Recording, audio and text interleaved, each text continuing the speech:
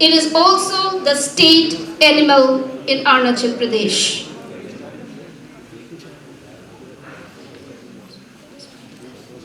So, to take a break, I'll show you some videos of this place. Hope you like it.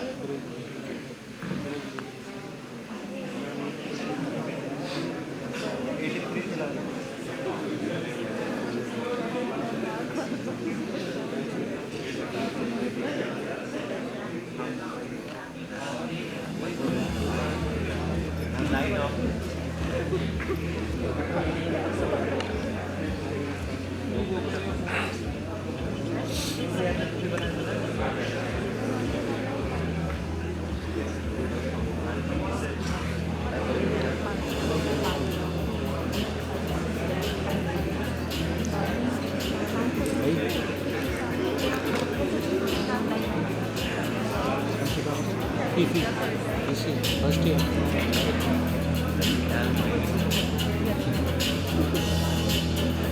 मुझे सारों को नहीं मिला पर ये 9 और पीछे भी जो 9 बैठी वो सब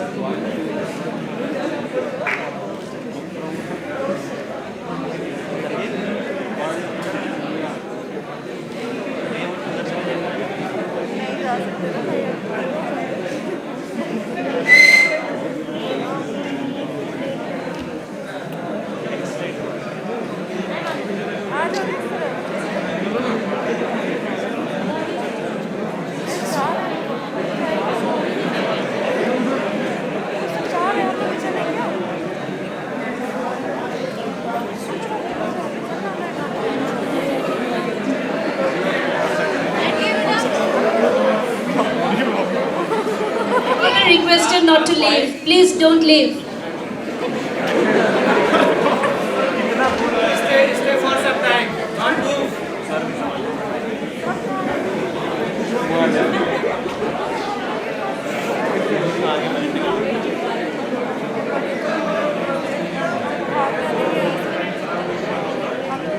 all are requested to sit here, please. Please sit here. You don't have any emergency. Please sit here. बंद कर दो.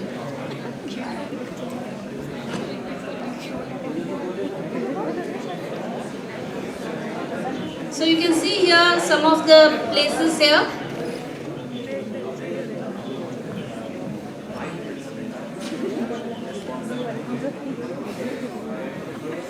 Look at the people.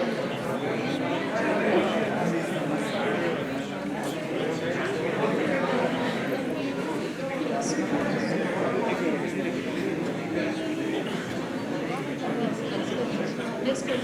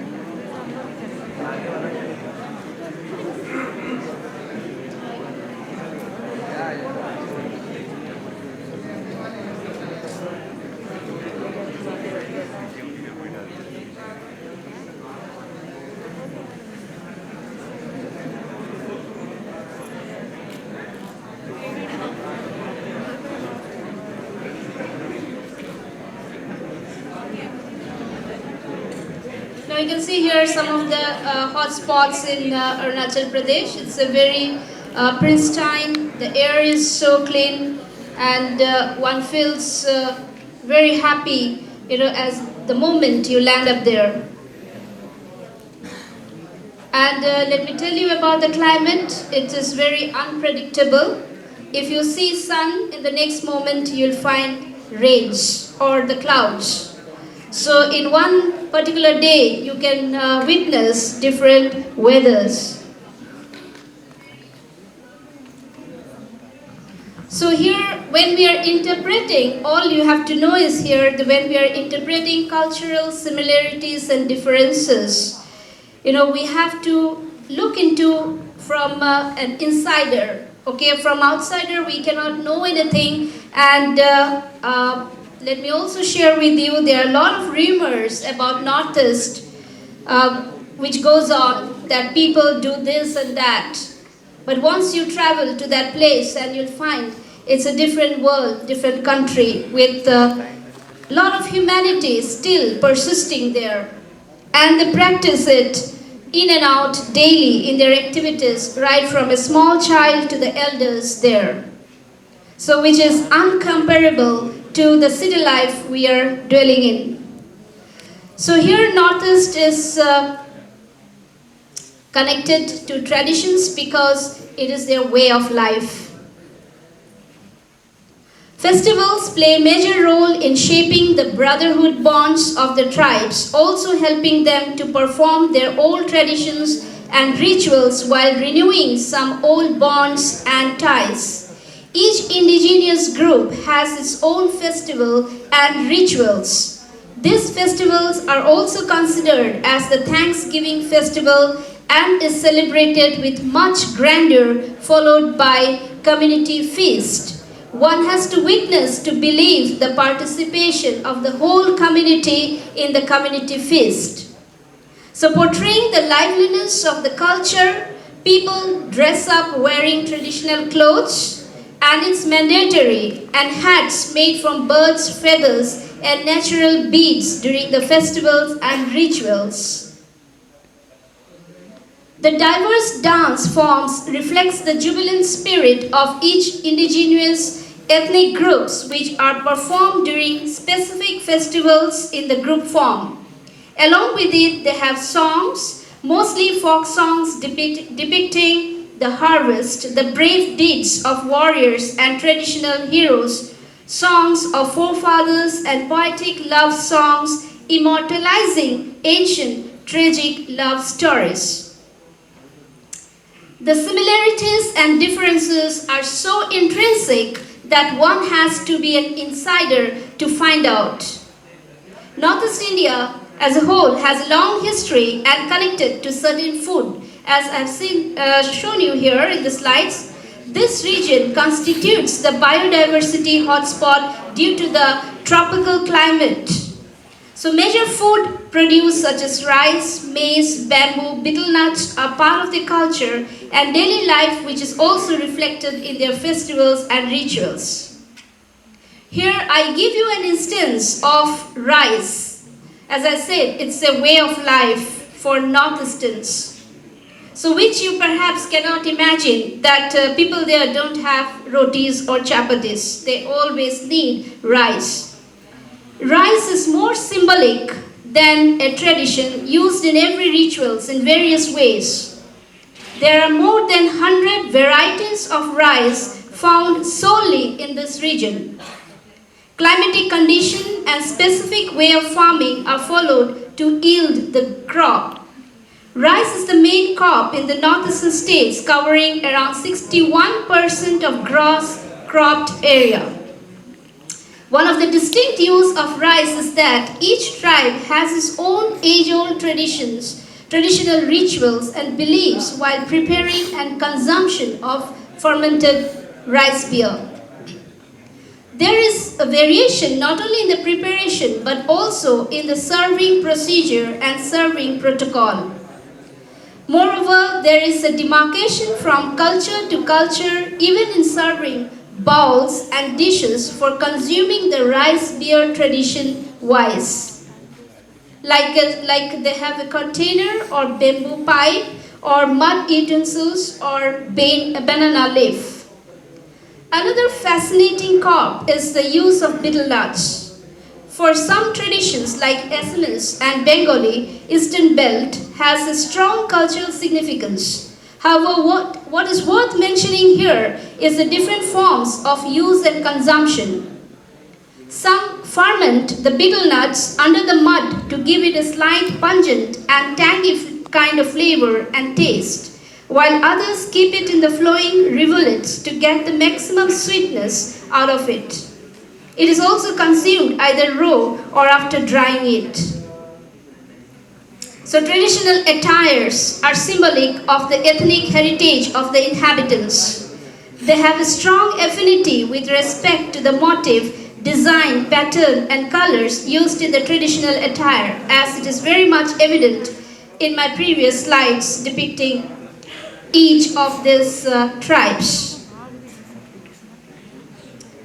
So to conclude, are the people of this region ready to embrace the fast-changing society?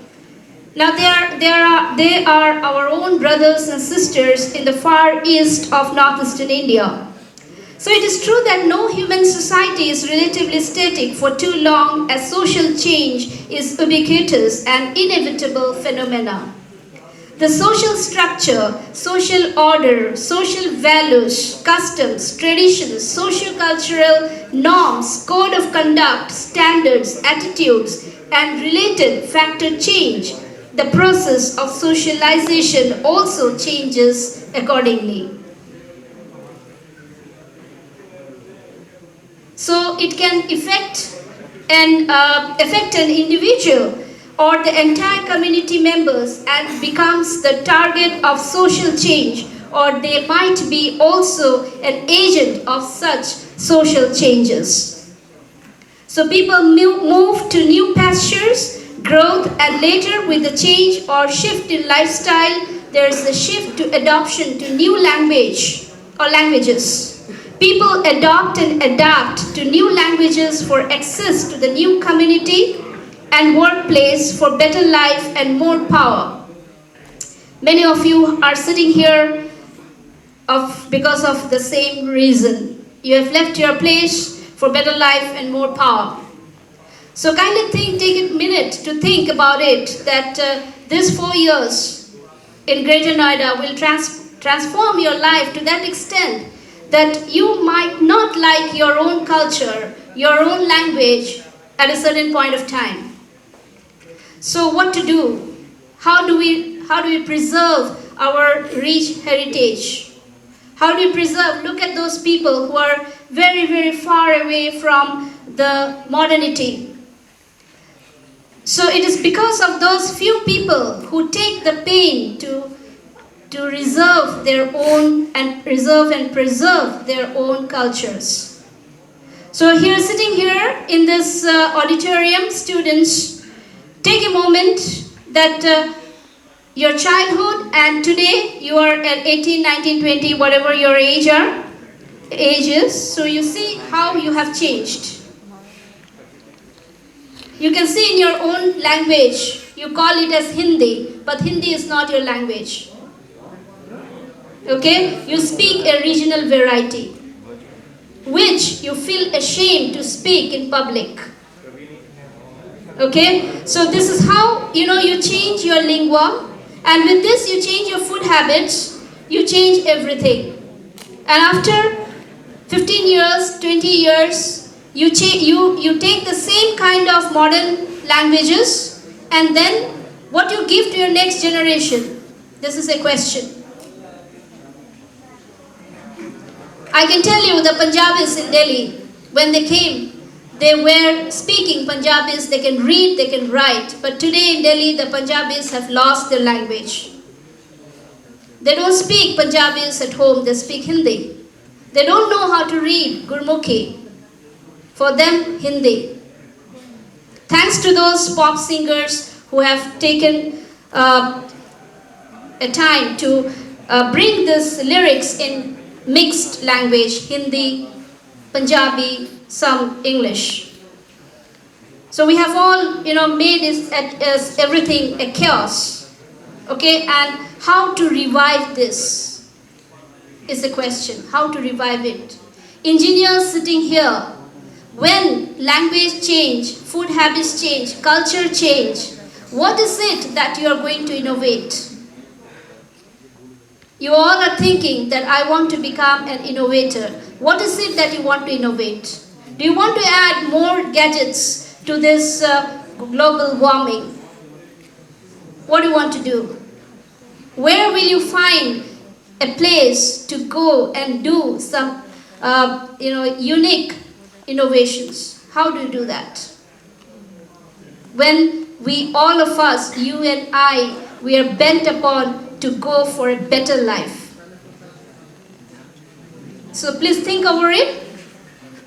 So with time, what happens? People give away their own indigenous way of life to modern lifestyles, as it seems to be more convenient and empowering. On the contrary, a few who are resilient to the change. So documenting, you might say that documenting is one of the way, but documentation is a glitch. How to document the oral histories today? Given the diversification and complex societies, and also identifying the old tradition versus the new. Folk literature are not documented as it should have been by now. Many of such traditions have been lost due to misrepresentation or not having the right method of documentation. Likewise, some places in Northeast, as I have mentioned previous, are culturally sensitive and are resilient to outsiders due to the geographic location. Therefore, how to make an entry to such closed community? Even if we make an entry, it is our moral duty to respect the people and their cultural practices while documenting. Another biggest hurdle is to identify and working with a translator. It is true that no language can explicitly bring out the intrinsic cultural specifications in another language. Translation should ensure fairness and minimum scope for misunderstandings. To conclude here, society or speech community is structured and multi-layered. The notion one man representing a community or a notion of bounded system is unrealistic and obsolete. Thank you very much for your kind attention. Thank you. So we are going to have a very quick short quiz about this, and Ms. Ayushi will hand out this quiz links, and you have to sit here and attempt those quiz. Right? These quizzes are all from this what you have listened here today.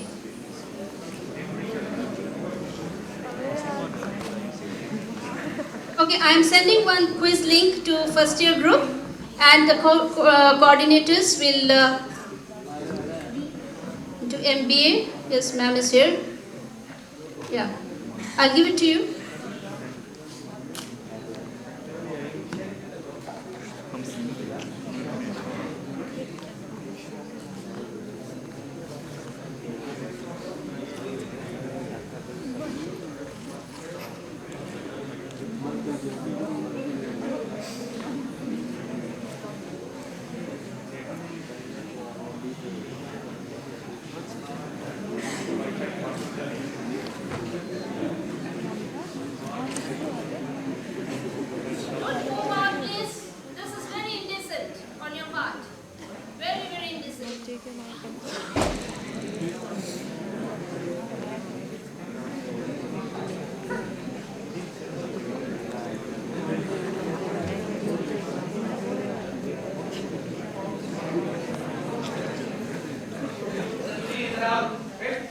Hello कर दूँ भैया बंद कर दूँ sir घर से